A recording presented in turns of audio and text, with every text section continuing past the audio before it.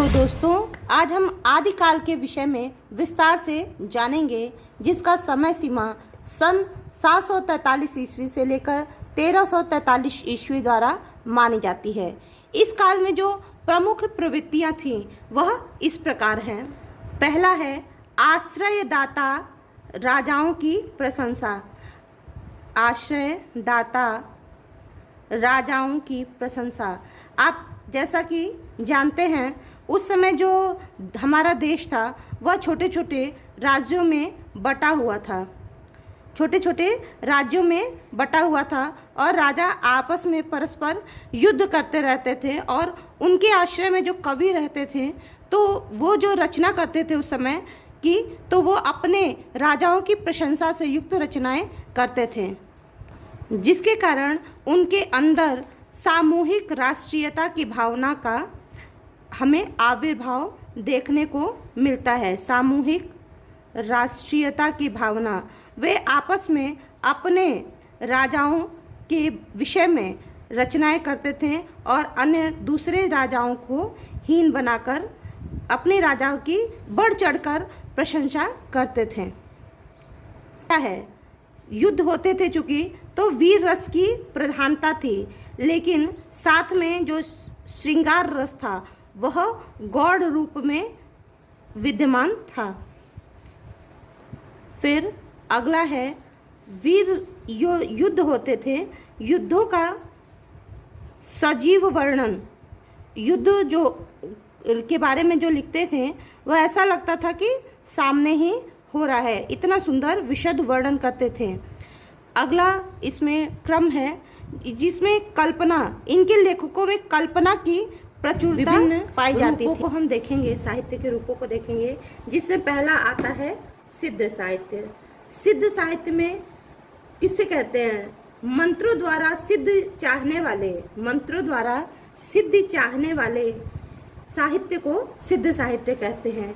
इसमें 14 सिद्धों के नाम हमें उपलब्ध होते हैं। सिद्धों के नाम के पहले पा के बाद में पा शब्द जुड़ा होता है, जैसे सरहप्पा, सरहप्पा, शबरप्पा, लुइप्पा आदि इसमें सिद्ध साहित्य के कवि माने जाते हैं। इन्होंने जो रचनाएं की, ये प्रायः जैसे सिद्ध जो थे वो अशिक्षित और हीन जाति से संबंध रखते थे, और इनकी भाषा जो है वह अपभ्रंश या अर्धमागधी भाषा के निकट मानी जाती है। इसी कारण इस भाषा को संध्या काल की भाषा के नाम से भी हम जानते हैं। सिद्ध साहित्य में दोहा, चौपाई, चर्या गीत आदि छंदों की प्राप्ति होती है। जैन साहित्य उच्च वर्गों द्वारा लिखित था। इसमें जैन साहित्य में पुराण, साहित्य, चरित्र काव्य, काव्य कथा, रहस्यवादी काव्य भी लिखे गए हैं। इसके अतिरिक्त इसमें व्याकरण ग्रंथों, श्रृंगार, सौर, नीति और अन्योक्त संबंधी फुटकर पद भी हमें देखने को मिलते हैं। इसमें पहले लेखक हैं देवसेन, जिनकी रचना है श्रवकाचार। दूसरे हैं मुनि जिन विजय, जिनकी भारतेश्वर बाहुबली रास मानी जाती है।